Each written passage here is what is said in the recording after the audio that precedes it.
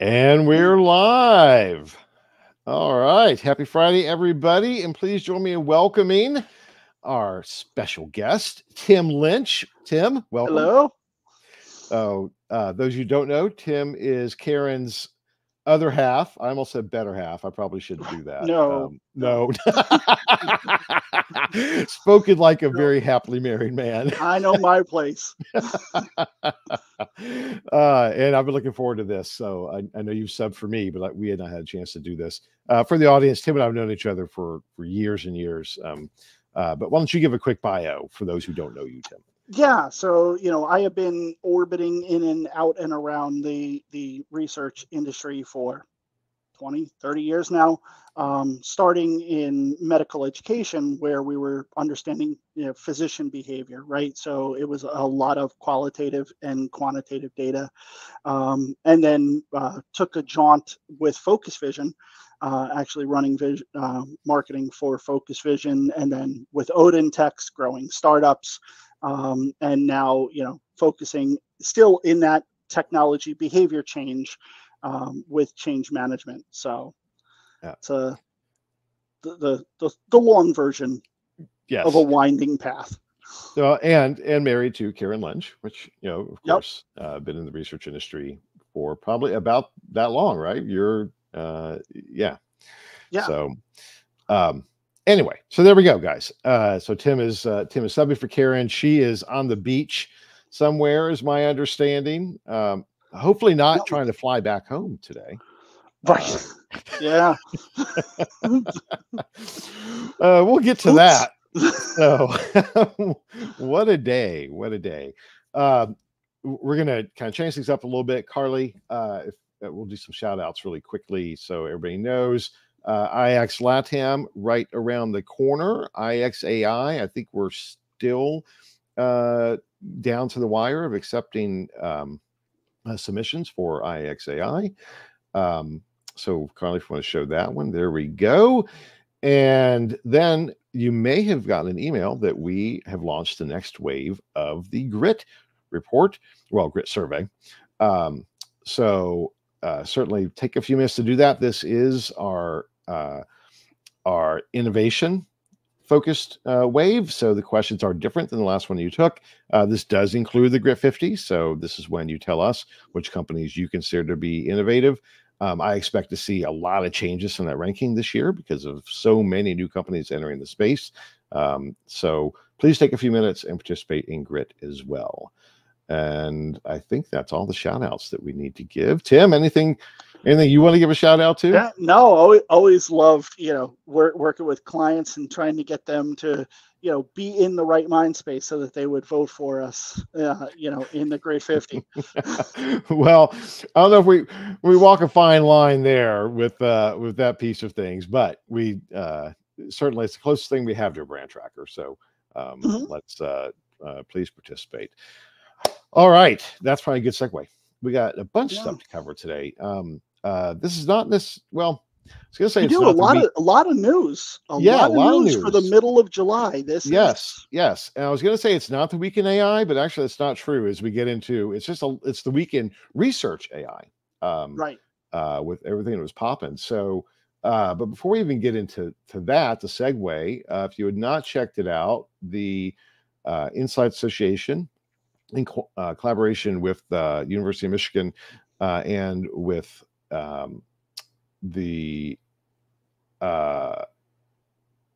it's Michigan State University, not University of Michigan, my apologies, and SMR published the newest data on the U.S. Insights industry growth, 77 billion. Now, we should make clear that was last year. So always keep that in mind. It's not global turnover. That's the U.S., the size of the market. 7.6% growth on average, but there were a few things that popped out at me about kind of sector-specific growth that I think was interesting. Long story short, traditional market research only about 3%, but data and analytics, web data and analytics was 15%, I think, off the top of my head. So it just shows what's driving the industry growth overall. It'll be curious to see whether this time next year we see the same thing for 2024. But Tim, what jumped out at you? Yeah, it's good to see, in a world where we keep talking about, everything is going up and up and up, that, the number almost 10% is, rock solid, steady growth. There are, of course, the poppers, right? Data and analytics always tends to get a outsized bump. And I think that's just because it cuts across everywhere, right? Like no matter where you are in the stack, in the client side, researcher side, brand side, like everybody's using it, everybody's consuming it. So you would expect to see a larger bump, but definitely not a decline. Definitely, solid and steady. Yep, the value of research and data, and Right. in the past I've been nitpicky about the definition of the segments, Hmm. but as the era of AI starts just really leveraging data across all channels, I'm getting less nitpicky about that. So I think that the way that we define the market is fairly accurate, where I didn't necessarily agree with it 2 or 3 years ago. Right. And again, 7% growth, like that's on top of a very big number, right? When we're talking Yes, about 77 billion, right? Like that just is just US, just US. just US, right? That's a significant movement. Yep, absolutely. Absolutely. So definitely things to feel good about. Again, last year, so there's been some anecdotal evidence this year. Maybe it's been a little rockier. Although Hmm. overall, I would still expect the size to grow, even if I would expect the pie to grow, even if the slices may look different as we next year Right. on where the growth is. Yeah. So check it out. The Carly, I'm sure you put the link in. Yep. There we go. And then we get into all the other news. So let's two that jumped out, I think, that are also related to this is Stagwell bought BERA Hmm. to integrate that into the Harris poll. And BERA is effectively a brand tracker in its purest form. That's all they've done for many years.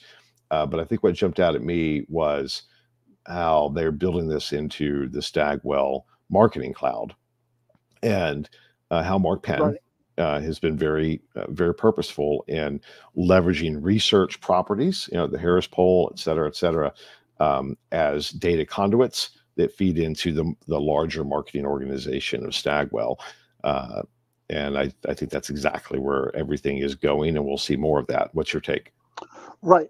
And this is just another great example of that. Like we have all of these marketing technologies and market research technologies that are out there, but it's how do we align them throughout the stack so that as we're using it, as we're proliferating these insights through our organizations, there's a flow, right? We're Yep. building pick an analogy, right? We're building the streams, we're building the pipes, we're building the infrastructure, we're connecting the wires. Like it's really about getting that, we have this thing, and this thing does amazing at collecting, capturing, and analyzing information, but then it needs to work in relationship to everything else that we are trying to do. Yep. Yep. Well, and good segue on that to the next thing that popped out. Dynata came out of bankruptcy. We thought that would be a very rapid thing for them. What jumped out to me was who the new owners are. Hmm. A division of Bain, and then also some participation from BlackRock, and collectively, I think another 81 million that they gave them in terms of growth funding. But what jumped out was, Bain. Who else does Hmm. Bain own? Oh, Bain owns Kantar. And now it's not the same division, right? That's Kantar's Bain Right. Capital. This is another division of Bain, but it's still Bain. Continuing to make significant investments in data-based organizations. And we know that Kantar, they're selling off some components of that, and it's been kind of rumored for a while that we would see Numerator plus WorldPanel maybe go be spun off into an IPO. And now I'm wondering, are we going to see Numerator plus WorldPanel plus Dynata, right? and maybe Profiles spun off into an IPO? And what do those things all have in company together? It's access to first-party consumer information directly, and used in which variety of is different really sources. interesting, and I think from reading it, like the signals are there, right? The confidence in the signals are there. I think the word bankruptcy tends to shake the foundations of people, and it's like they went 4 or 5 weeks to go in and out, get it approved, and Bain's commitment to their runway, they now have 36 months of runway, right? So they're really looking at like over the next 3 years, and so that should hopefully tend to settle things a little bit from alleviate any of the bankruptcy fears and concerns. Agreed. And I think we've been consistent through messaging on this, that and messaging saying our take, but what we just our read on it, that sure, Dynata, there may have been maybe they were over leveraged, and that's probably a fair thing to say, but they dealt with it, and now they're in a better place. And the debt that they had accrued in their acquisition spree a few years ago with SSI and all of that, that's all now eminently manageable for them as they get ready for the next thing. And there will be a next thing. So that's the other thing we could recognize. If Bain was involved with this, there will be another transaction. There was always going to be another transaction. So, but that will occur at some point in the future. And that will be based upon not the fundamentals of their revenue, all those things. Yes. But the core asset is the data and the connection to consumers to drive data into those channels that we were talking about before. Right, which is still there, and there's really like there's the M&A and what goes on and who's investing in whom, from the operations of the company. But then there's the everyday, right? I wake up, I have my coffee. Dynata is still there.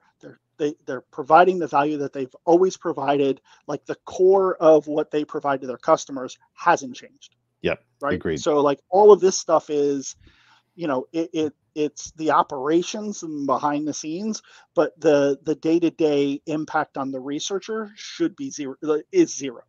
Yeah, I agree. So interesting times. They are a significant player. And so it's good for the industry that this was, just a really quick process, so they could get on firmer financial footing and move forward from here. So absolutely good news. All right, but that kind of leads us into a couple other things that popped. Multiple announcements on new kind of vertically integrated AI solutions from major players in the industry. So first, the Kantar, their early stage innovation solution, which fundamentally they've trained an LLM off of the data that they have around innovation testing, and have now made that a new platform. Why don't we just run through these real quick, because I think it's interesting. They kind of all clump together. Our friends at Rival Tech, AI and conversational research, makes perfect sense. They were an early player and kind of transitioning to conversational research versus the survey model. Now they're fully going AI. So it's great to see them doing that. They are doing that under a new brand called Rival Labs. So shows their commitment to experiment and innovate in that piece and build it into the commercialization. Behaviorally, partners Voxy. That's the fourth partnership for Voxy in just the past 2 weeks. So, and speaking of innovation, that is what Voxy does. They're similar to Bases in terms of the product intent, but supposedly better, AI driven, et cetera, et cetera. Now they're integrating with lots of other platforms. So interesting there. And then Ipsos, Creative Spark AI, an ad testing platform that was trained off of 18,000 human response cases. So exactly. yes, and that's what all of these things would have in common, right? They're sitting on a Right. lot of proprietary information.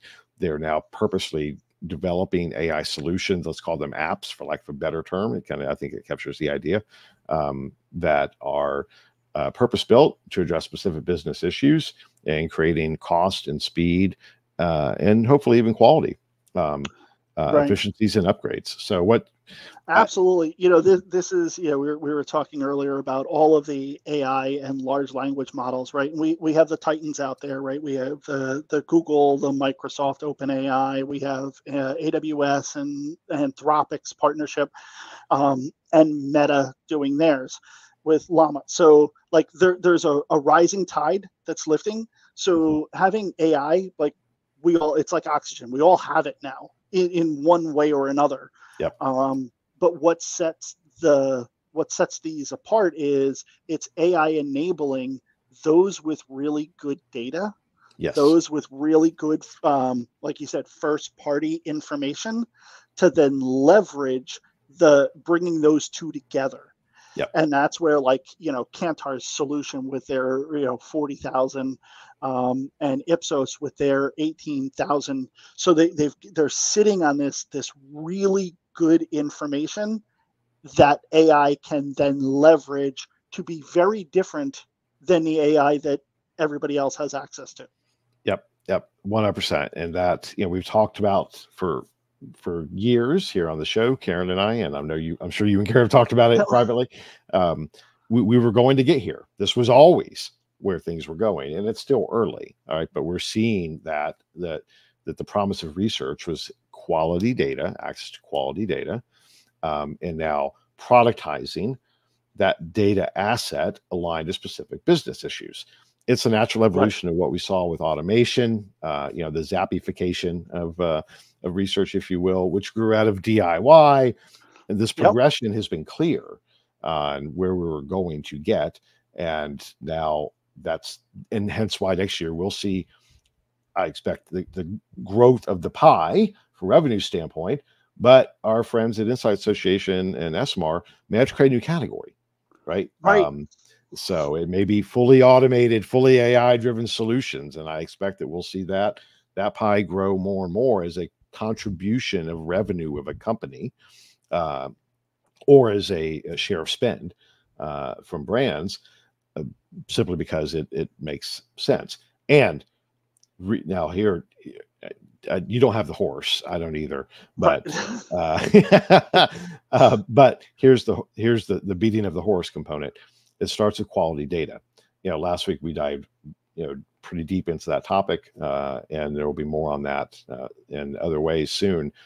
If you're in the panel business, you better damn well get your house in order really quickly from a data quality standpoint, because that's what's going to be driving all of this.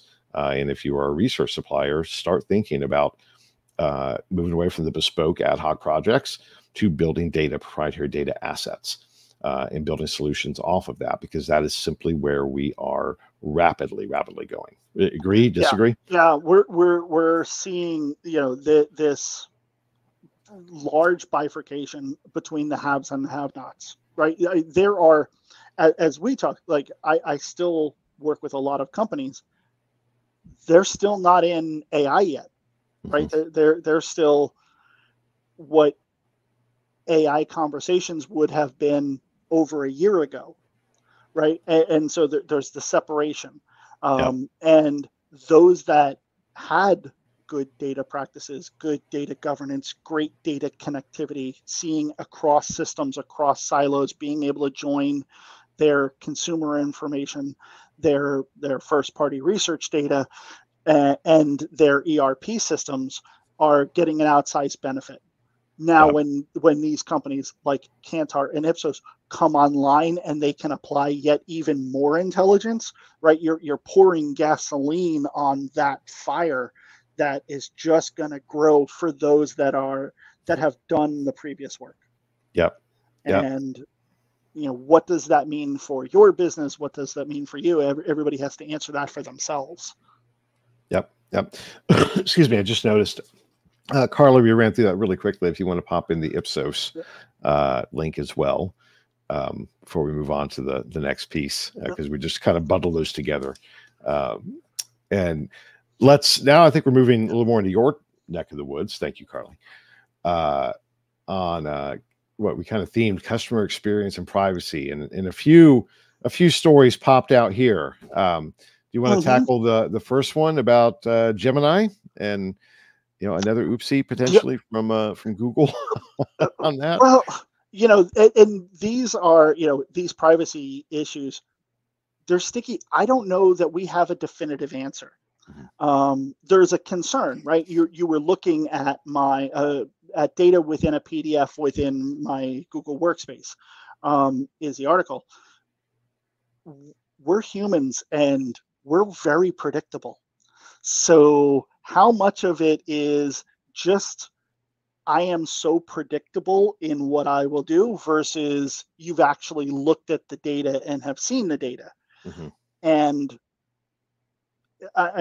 they're going to get to the bottom of it. They're going to be able to trace it out. But Google is in their Google Workspaces. You can connect that into Gemini. You can use it to train it. They have data barriers, so that the model doesn't get trained on the data within your Google Drive, if you will. But it puts people on edge that they're, the whole privacy concerns. Right. Which remains, let's be clear, a barrier of adoption from some enterprise. Right.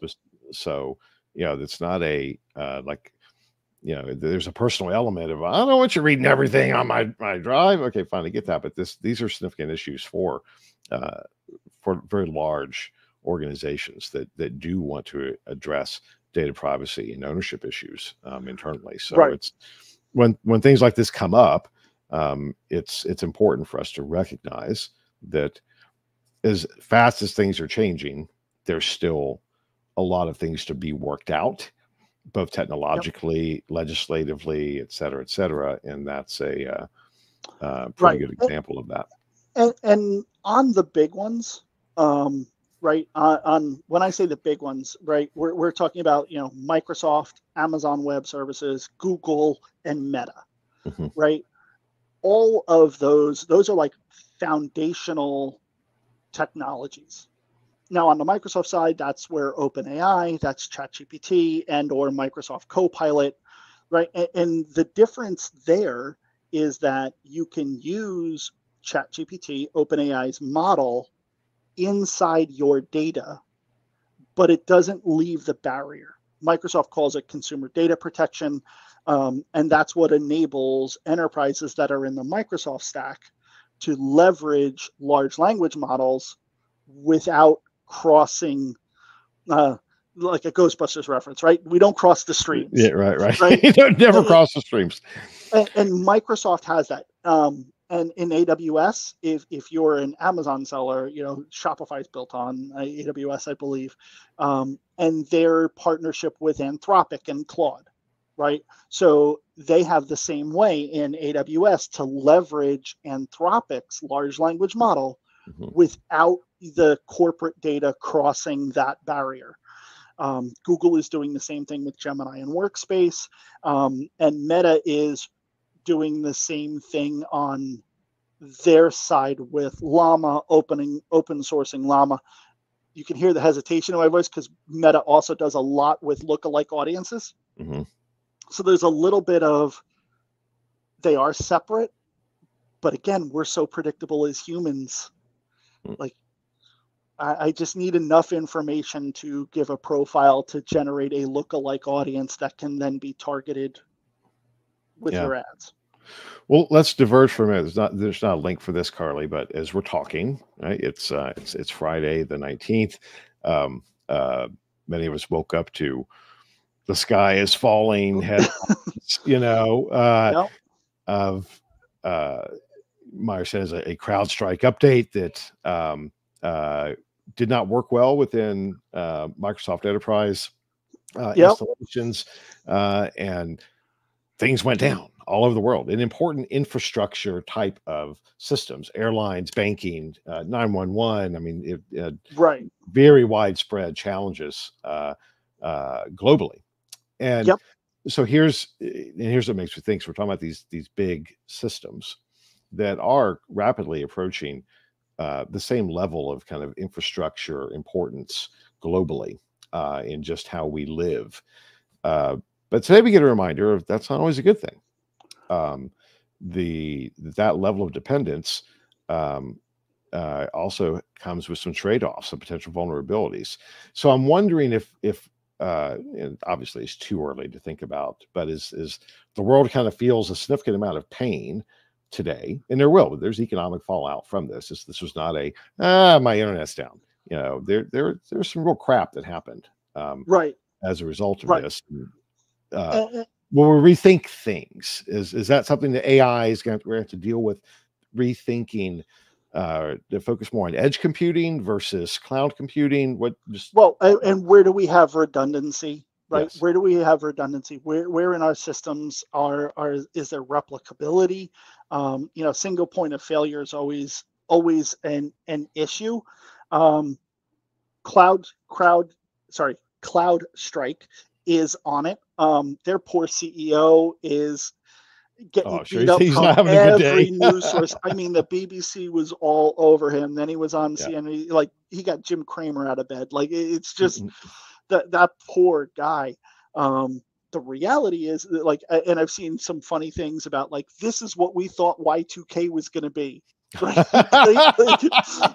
I was on call that night. I managed Right. operations for a wireless company. I was on call. So anyway, go ahead. Yeah. So, and there is an update, and it is rolling through, and it is recovering. And so we are 12 hours from disaster to recovery. Yeah.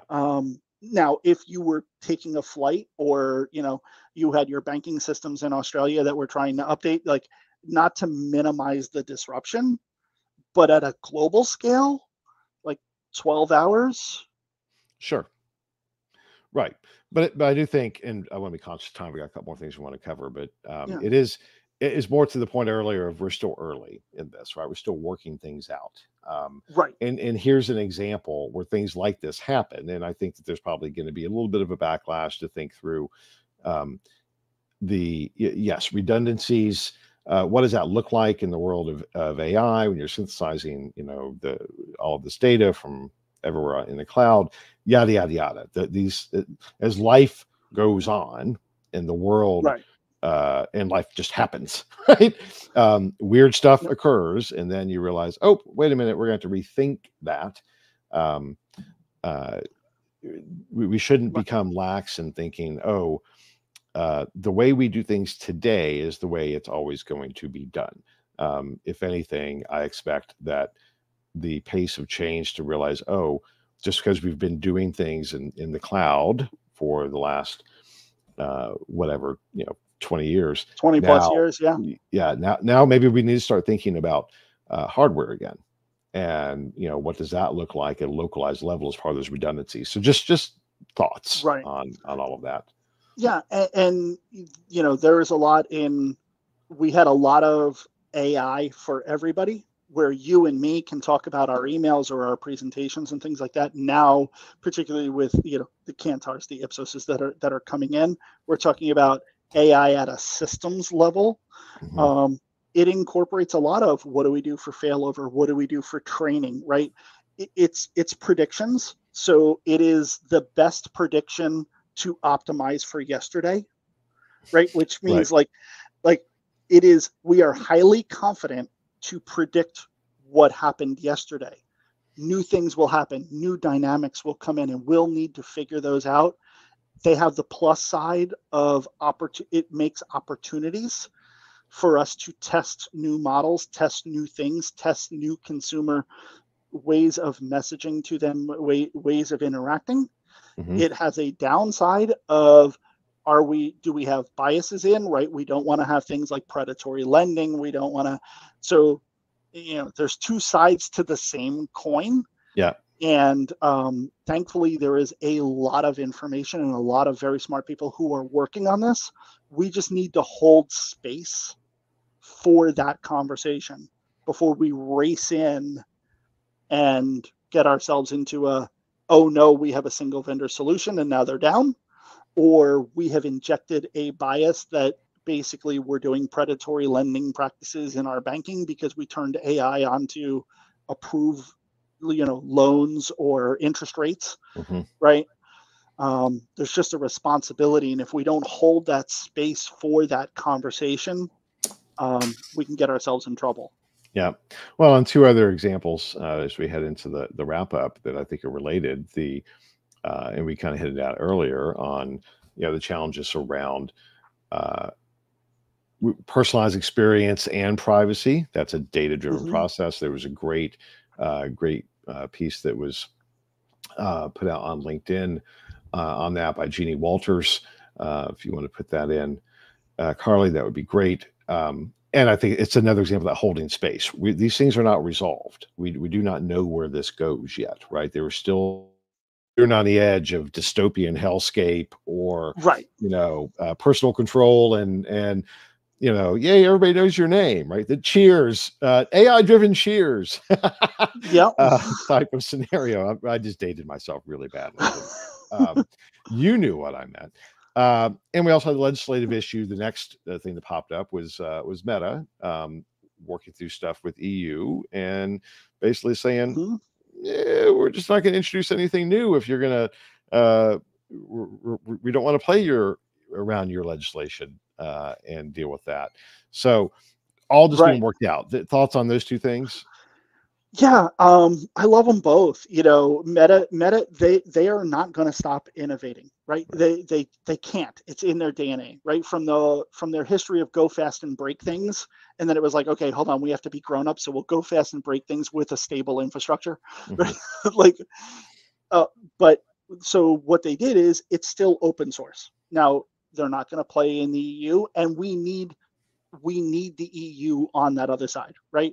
If it wasn't for the EU, if we didn't have GDPR, right? Like it would just be the Wild West, do, right? Like yes, the things that we would do with your data if we didn't have some grown up in the room to ground us.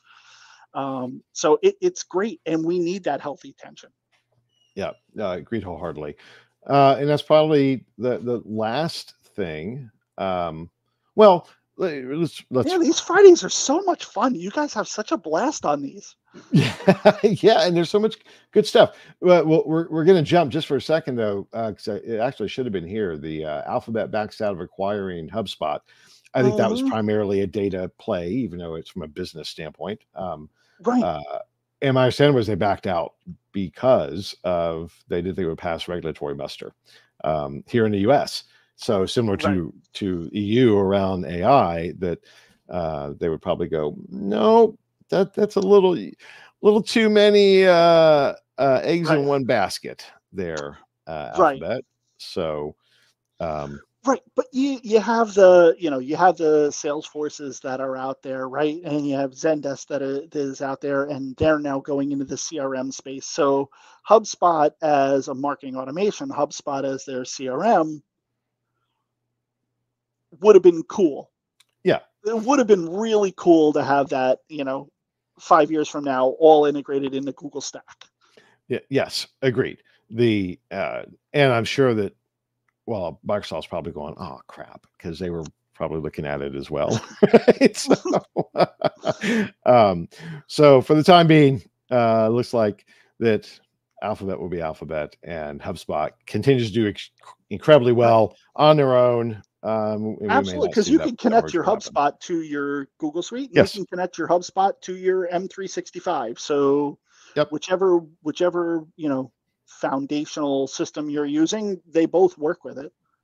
Yep, absolutely. All right, and let's end with some good news as we started with some good news. The new data from the IPA's Bellwether report, UK marketing budgets growth is at a 10-year high. That's unusual. Usually the Bellwether report, especially the past couple of years, has been not so fantastic. So now I'm not sure of the time frame for that. I suspect that's last year too. So we combine that data with the Inside Association data, Yes, so everything has been very good for marketing and for research and for insights. So good news on that. If you want to put that in, Carly, great. And then you brought a report out that I thought was really interesting. You want to talk about that, the consumer trends report? Well, yeah, and that kind of goes right with the other report, right? Yep. It's the changing consumer behaviors, right? Whether you're changing from Netflix to YouTube, and intergenerational, how those changes are happening. Mm-hmm. But they're happening, they're growing, they are more and more identifiable targets for marketing and advertising channels that are very well defined. You get great attribution, right? So we know we can trace our ad spend to our exposures, to our conversions, and I think, in my humble opinion, that's what's driving it's okay to spend more. I don't mind spending more on advertising if I know it's effective. Yep, absolutely. 100%. 100%. Anything else you want to bring up, Tim, before we wrap up? Well, thanks for having me. These are so much fun. It's great. Well, and for you and our audience, I'm planning on taking next Friday off. And I haven't decided. Well, my wife has not decided for me whether I will have time to do the exchange during that day off. So you may be filling in for me again next week. Maybe. So I'm glad you like it, because you're kind of stuck. Right. Exactly. All right. Thank you guys so much. Oh, Karen posted a picture in the comment. There we go. Karen did. Karen, you're listening in. Oh, I see that. Oh, all right. So maybe we just need to just give in and just all do that. Karen may have the right idea. We should have just done the exchange from the beach. So, well, with the whole outage and travel, we couldn't have gotten there. But that's true. That's true. And you and I talked about as well that, beaches are not. We're a little too pale. Right. We're not genetically engineered effectively for beach time. We'll do one from a cold cave in Kentucky. Yeah. Right? There we go. Mammoth Cave. Yeah. Exactly. Mammoth Cave. Yeah. Yes, that's a whole. We do a whole other show on that. So, anyway, Tim, thanks, awesome. Audience. Thanks for having me. Yeah, it was a pleasure. It's always great to catch up, and love talking with you. Audience, thanks for listening to us. Hope that you got some value out of this. You will see some combination of Karen and Tim and I again next Friday. And Carly, thank you as always for keeping everything going behind the scenes. That's it. Bye.